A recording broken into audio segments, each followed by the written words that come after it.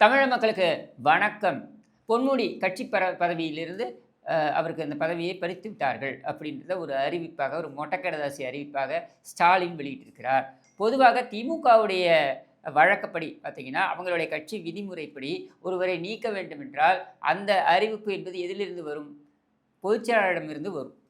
இதுதான் கருணாநிதி இருந்த காலத்திலேயே இருந்த வழக்கம். ஸ்டாலின் பின்னர் செயல் தலைவராகவும் மாறிய பொழுதும் இதுதான் வழக்கமாக இருந்தது. இப்போ கட்சியில் இருக்கக்கூடிய பொதுச்செயலாளர் யாருன்னு பார்த்தீங்கன்னா துரைமுருகன். துரைமுருகன் என்ன பேசியிருக்காருன்றதை பார்க்க வேண்டாமா? அதையும் பார்த்துருங்க.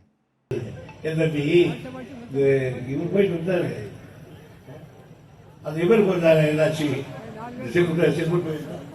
செங்கோட்டையில் போனாரு. அப்பதான் எங்கிட்ட சொன்னாரு, அவர் அதுக்கு போல இவர் போல் போனாரு, அவர் போல் சசிகலா சேர்ந்து போயிருக்காரு, ஊர் அழைத்தார். ஆக இவங்களை பிடிச்சி நொண்டி குண்டி கூடு கூடு இதுல சேர்த்து எங்களை எதிர்க்க பார்க்கிறேன். நொண்டி குண்டி கூடு கூடு இதுல சேர்த்து எங்களை எதிர்க்க பார்க்கிறேன். ஒரு கட்சியுடைய பொதுச்செயலாளர் இப்படி மாற்றுத்திறனாளிகளை அசிங்கமாக பேசுவது, அதற்கு பின்னர் நாங்கள் வருத்தம் தெரிவிக்கிறேன் அப்படின்னு சொல்லி சமாளிப்பது என்று இருக்கின்ற நிலையில் அவர் பேரில் ஒரு அறிக்கையை விட்டால் நீ என்ன யோக்கியம் அப்படின்னு கேட்கலாம். திமுகவில் எந்த யோக்கியம் இருக்க போகிறான்? எவனும் கிடையாது. ஆனால் இந்த காமெடி என்னன்னு பார்த்தீங்கன்னா, ஒரு அமைச்சராக பொன்முடி பேசியது சரியா என்பதுதான் கேள்வி. ஒரு கட்சி தொண்டராக பொன்முடி என்ன பேசினா நமக்கு என்ன? திமுக பொறுக்கிகளின் கூடாரம் என்பது நம்ம எல்லாருக்குமே தெரிந்தது தானே. இதில் என்ன ஆச்சரியம் இருக்க போகுது? திமுகவுடைய மேடைகளில் ஆபாசமாக பேசுவதும், மற்ற கட்சி தலைவர்களை எல்லாம் மிக தரக்குறைவாக பேசுவதும் அப்படின்றதை வழக்கமாக வைத்திருக்கின்ற பொறுக்கிகள் தானே இவர்கள். அப்போ இந்த பொறுக்கிகளிடம் வேற என்ன எதிர்பார்க்க முடியும்? ஆனால் நம்முடைய கேள்வி, ஒரு அமைச்சராக அவர் எப்படி இதை பேச முடிந்தது?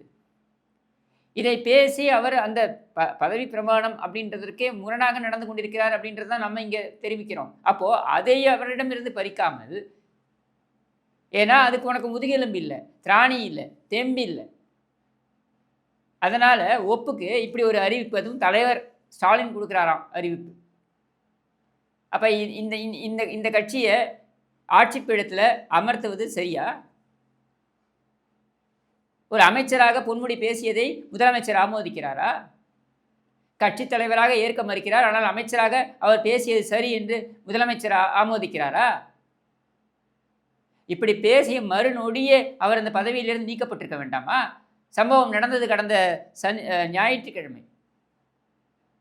அண்ட் இது பொன்முடி பேசுவது இது முதல் முறை கிடையாது. நேற்று நான் பேசும்பொழுது கூட ஒரு விஷயத்தை சொல்ல மறந்துட்டேன். இதை நான் நினைவுபடுத்த விரும்புகிறேன். பொன்முடி இன்று நேற்று இப்படி பேசுவது நபர் இல்லை. இதுக்கு முன்னாடியே நிறைய இப்படி தான் பேசியிருக்கார். 2006 2011 ஆட்சி காலத்தில் இதை திருப்பி நினைவூட்டுகிறேன். 2006 2011 ஆட்சி காலத்தில் நம்ம மருது அழகராஜ் அவர்கள் நமது எம்ஜிஆரில் தலைமை பொறுப்பில் இருக்கார். அந்த காலகட்டத்தில் எதிர்க்கட்சி தலைவராக செல்வி ஜெயலலிதா அவர்கள் இருக்கிறார்கள். விழுப்புரத்தில் பேசுகிறார் பொன்முடி. அதுவும் விழுப்புரத்தில் மாநாடு, கட்சி மாநாட்டில் பேசுகிறார். அமைச்சர்கள் எல்லோரும் உட்கார்ந்துருக்காங்க, முதலமைச்சர் உட்கார்ந்துருக்காரு. இத்தனை பேர் உட்கார்ந்துருக்கும் பொழுது பேசுகிறார் பொன்முடி. என்ன பேசுகிறார் தெரியுமா? ஏன் ஜெயலலிதா, என் தலைவன் 9 வயது இருக்கும்போது என் தலைவனை பார்த்து நீ கேள்வி கேட்கிறாயா? என் தலைவனுக்கு 9 வயது இருக்கும்போது கொடியை தூக்கி கொண்டு தெருவில் நடந்தான். நீ என்ன செய்தாய்? அந்த வயதில் இருக்கும்போது நீ தலையணையும் பாயையும் வைத்துக்கொண்டு நீயும் உன் தாயாரும் நடந்து வந்தீர்கள் என்று பொருள்பட பேசுகிறார். இது எவ்வளவு ஆபாசமான ஒரு பேச்சு! இந்த பேச்சை பதிவு செய்கிறார். இதை அங்கே முதலமைச்சர் அவர் கேட்டுக்கிட்டு இருக்கார். இவர் பதிவு பண்ணுறத அவரும் கேட்டுட்டு இருக்காரு. திமுக பொறுக்கிகள் எல்லோரும் கைத்தட்டுகிறார்கள். இப்படியான ஆபாசமான பேச்சை பேசிய அந்த பொன்முடிக்கு எதிர்வினை கொடுக்க வேண்டும் அப்படின்னு சொல்லிட்டு மருது அழகராஜ் என்ன பண்ணுறாரு, நமது எம்ஜிஆரில் சகட்டு மேனிக்கு எழுதிடுறார். இதில் கருணாநிதியுடைய குடும்பத்து பெண்கள் குறித்தும் அவர் எழுதி விடுகிறார் அப்படின்றத ரொம்ப சீரியஸாக எடுத்துக்கிட்டாங்க. அப்போது கொடநாட்டில் இருக்காங்க செல்வி ஜெயலலிதா.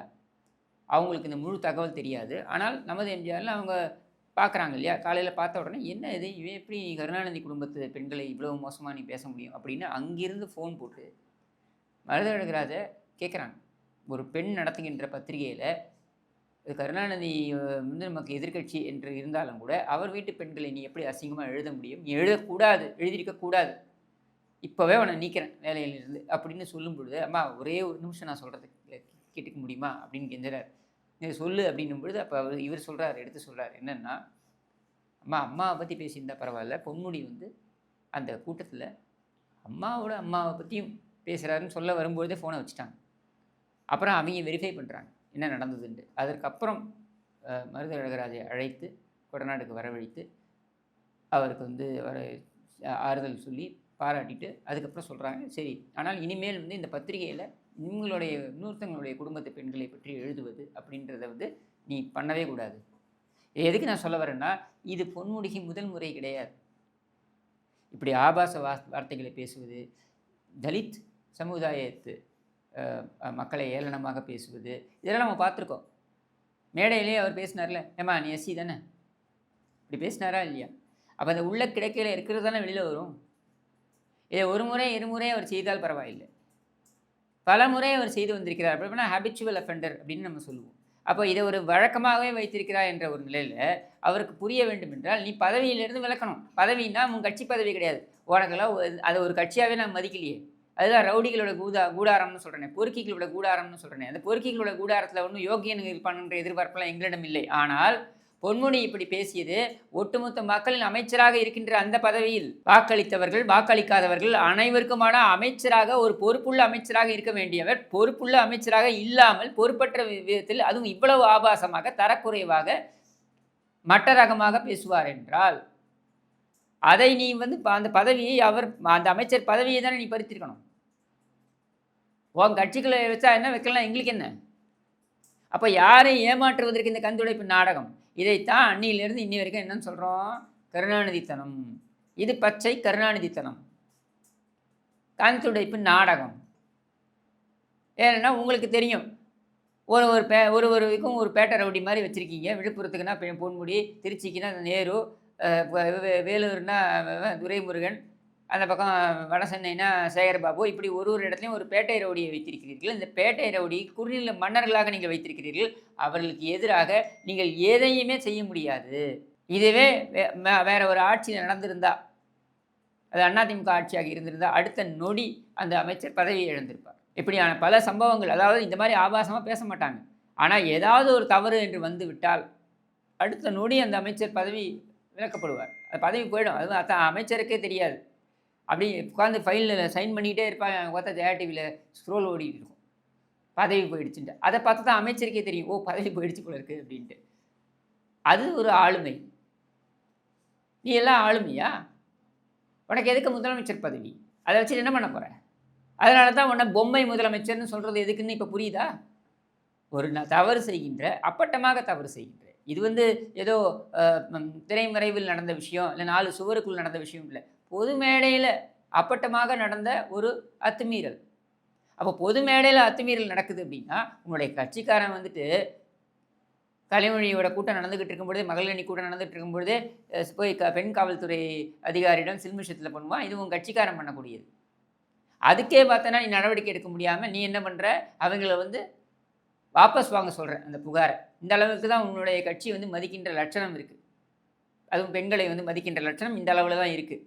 அதனால் உங்கள் கட்சி மேலே எங்களுக்கு எந்த பெரிய எதிர்பார்ப்பெல்லாம் கிடையாது. உங்கள் கட்சி ஒரு குப்பை, ஒரு சாக்கடை என்று எங்களுக்கு தெரியும். ஆனால் இங்கே நான் ஏற்கனவே சொன்னது போல் ஒட்டுமொத்த தமிழகத்திற்கும் அமைச்சராக திகழக்கூடியவர். அப்படி அமைச்சராக இருக்கக்கூடியவர் பேசியது அப்படின்றது ஒட்டுமொத்த மக்களை பார்த்து பேசியதற்கு சமம். இதை எப்படி நம்ம வந்து கடந்து போக முடியும்? அப்போ நடவடிக்கை என்றால் நீ எடுத்திருக்க வேண்டியது அந்த அமைச்சர் பதவியிலிருந்து அவரை விலக்கி, அதை நீ செய்யவில்லை. அது மஸ்தானுக்கு வந்து நீ செய்தது போல் இங்கே நீ முன்னால் செய்ய முடியல. ஏன் நாசருக்கு செய்து அதுக்கப்புறம் செத்துக்கிட்டல, அந்த மாதிரி அது மாதிரி கூட உன்னால் செய்ய முடியல. ஏன்னா ஏற்கனவே நான் சொன்ன மாதிரி நீ ஒரு முதுகெலும் இல்லாத திராணியற்ற ஒரு பொம்மை முதலமைச்சர். அதை மீண்டும் மீண்டும் நொடிக்கு ஒரு முறை நீ நிரூபித்து கொண்டே இருக்கிறாய். இந்த கண்துடைப்பு நாடகத்தை மக்கள் ஒருபோதும் மன்னிக்க மாட்டார். இதை ஒருபோதும் ஏற்க மாட்டார்கள். எழுதி வைத்துக் கொள்ளுங்கள். இது தேர்தல் சமயத்தில் இது வெளியில் வந்து எந்த அளவுக்கு வந்து இது பிரதிபலிக்க போகிறதுன்றதை நீங்கள் பார்க்க தான் போகிறீங்க. ஒவ்வொரு முறை நீங்கள் ஒவ்வொருத்தருடைய நம்பிக்கைகளை கொச்சைப்படுத்தும் பொழுதும், அதை ஏதோ நீங்கள் சனாதனத்தை கொச்சைப்படுத்துகிறீர்கள், இல்லை வேறு ஒரு விஷயத்தை கொச்சைப்படுத்துகிறீர்கள் அப்படின்னா அதெல்லாம் உங்கள் நம்பிக்கை சார்ந்தது. அதை நாங்கள் கேள்வி கேட்குறோம்னு சமாளிச்சுட்டு போகலாம். ஆனால் இதை எப்படி சமாளிப்பீங்க? அப்படியே நாராசமாக பச்சையாக ஒரு இவ்வளவு மோசமாக பேசும்போது அப்பட்டமான குற்றச்செயல் அப்படின்னு தெரிந்தும் அவரை அமைச்சர் பதவியில் நீ வைத்திருப்பாய் என்றால் உன் அமைச்சரவையே கலங்கப்பட்டிருக்கின்ற ஒரு அமைச்சரவை தான் என்று கூறி விடைபெறுகிறேன். நன்றி, வணக்கம்.